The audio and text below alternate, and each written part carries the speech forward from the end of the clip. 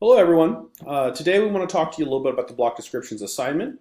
This is the draft assignment, so this is the version that is due during fall term, not the one that's what we're calling the final version, which is due during winter term. So where you are in the project right now is you've come up with a block diagram. You've described how the system works together, all the interacting pieces, and you've discussed how those pieces interface to each other with interface definitions and properties of those. The next step is to split those blocks out and assign them to individuals. Each individual is going to be responsible for developing the blocks that they are assigned, which your group decides who does which blocks. And this design process is going to include all of the needed elements for you to be able to actually build and test that block. So as you can see here, this is the assignment description online. Yours might be a little different as things tweak, but the basic concept is still the same. So what would go into a block description? How does the block operate, including at least one schematic, flowchart, pseudocode, engineering drawing? Based upon the type of block, the type of documentation that you're going to need to produce will vary. How does the block's operation meet the interface properties defined for the block? So be specific and do not forget to address any properties. If your system architecture is correct and the interfaces that you've defined and the properties you've defined are correct, then all you should need to do is build something inside of the block that meets those interfaces and performs what those interfaces require. So you need to make a point within your documentation, within your block description for that block, to prove that you do meet all of the properties of every interface. That's very important, okay? How do you go about proving those? So based on those interface properties, how do you validate that each one is correctly met? You could do references from published data sheets. You could possibly build a small demonstration of the block and just so it works through that demonstration of a real system. Maybe you could do some simulations. Finally, within each block, you're going to want to make sure that you give a step-by-step process of how it's going to be verified. So this is a testing procedure, and it does actually require you to have the existing block in place. You don't want to have a testing procedure which is look at the simulation and the simulation proves that the physical thing works. That's not sufficient. All right. Make sure it is step by step and that it's a pass-fail condition. I highly recommend that you choose a testing procedure that doesn't require any other blocks in the system to exist. So for example, if you had a serial interface, rather than requiring that to connect to another block in your system with a serial interface, you could have it just hooked to a PC. Or you could have even possibly investigate it using an oscilloscope possibly as well. Let's talk about organization. All right, so the organization information that we've put into these assignment instructions lay out what we're expecting for you to turn in as a submission to us in your documents. Each block should have its own document. Notice that it should be standalone.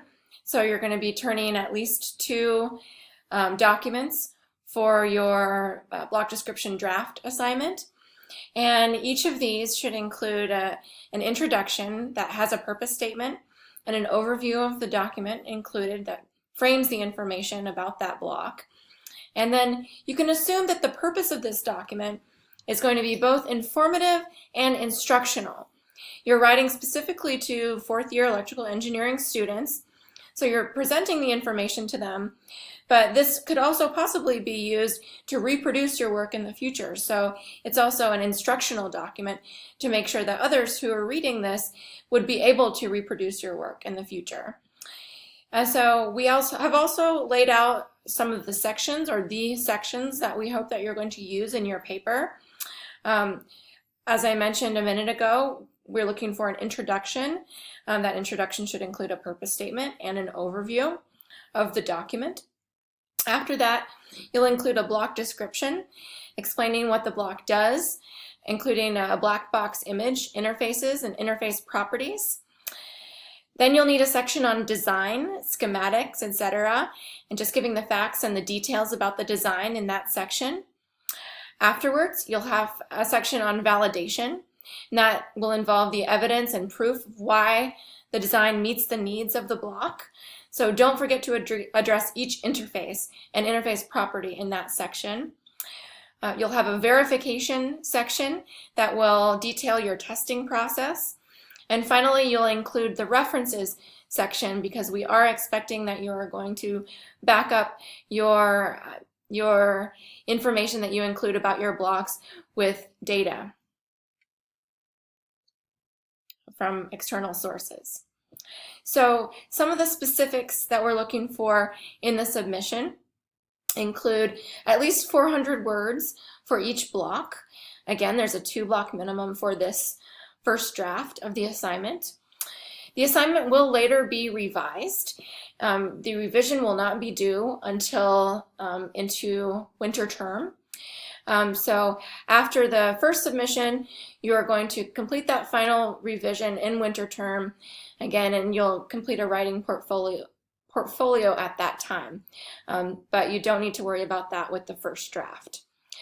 As with other papers, I'll just call your attention to the feedback key, and there's a link here in the assignment instructions where your reviewer may choose to use symbols or abbreviations, and so you can go and look at that feedback key to find out what those mean.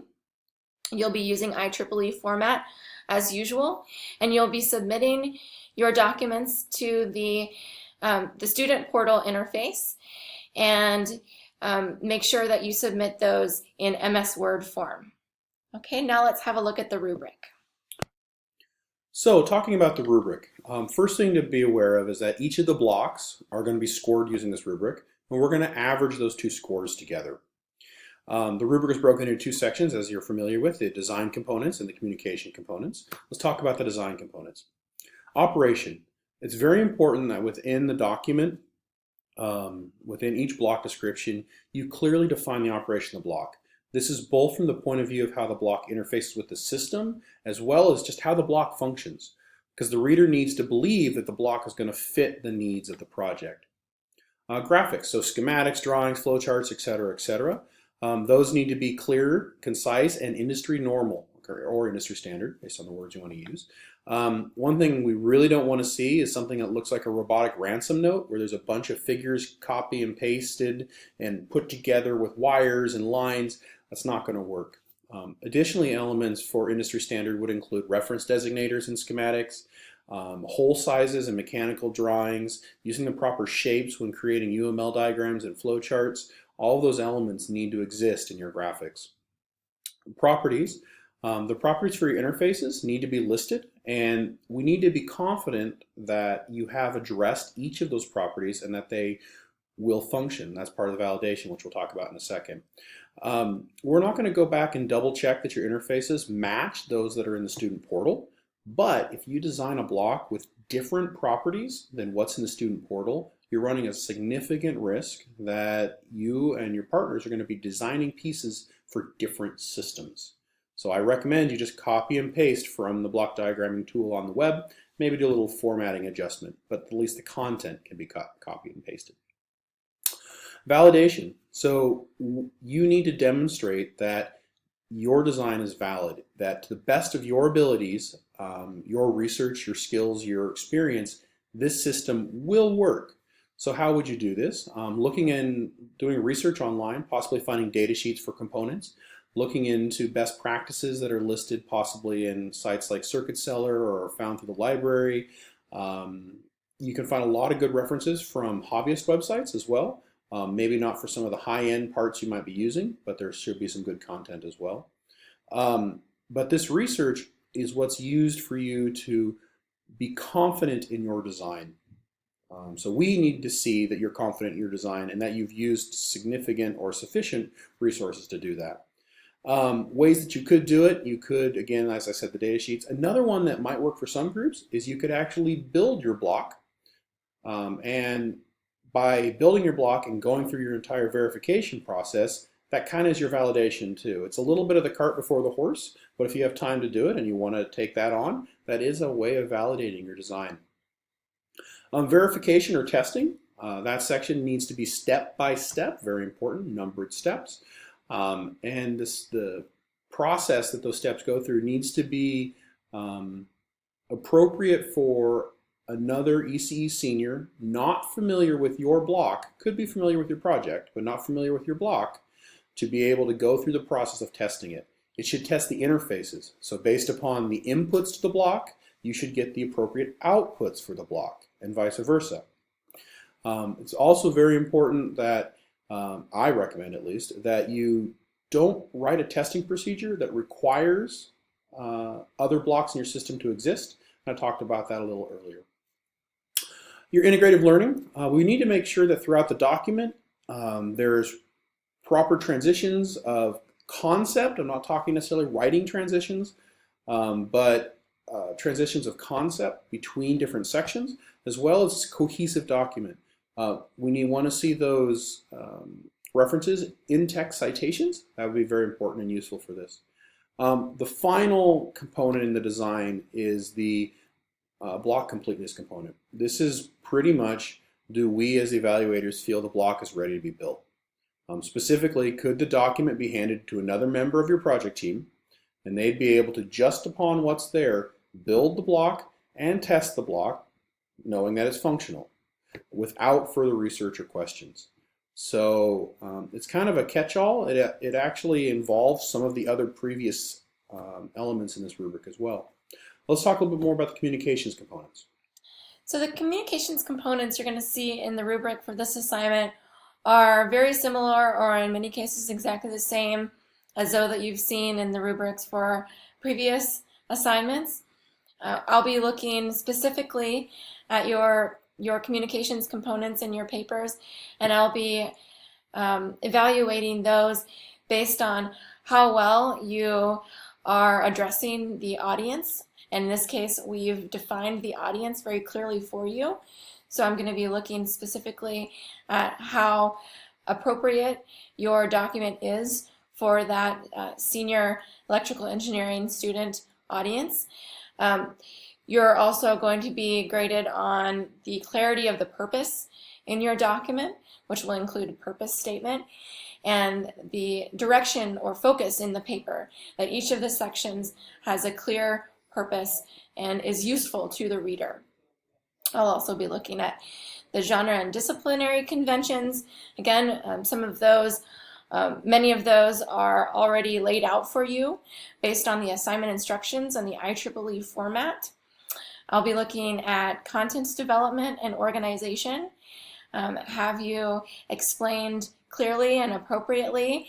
Don was talking about including logical transitions between the pieces or parts of your block, and so the transitions in language go right along with that to describe those relationships. So those are needed too.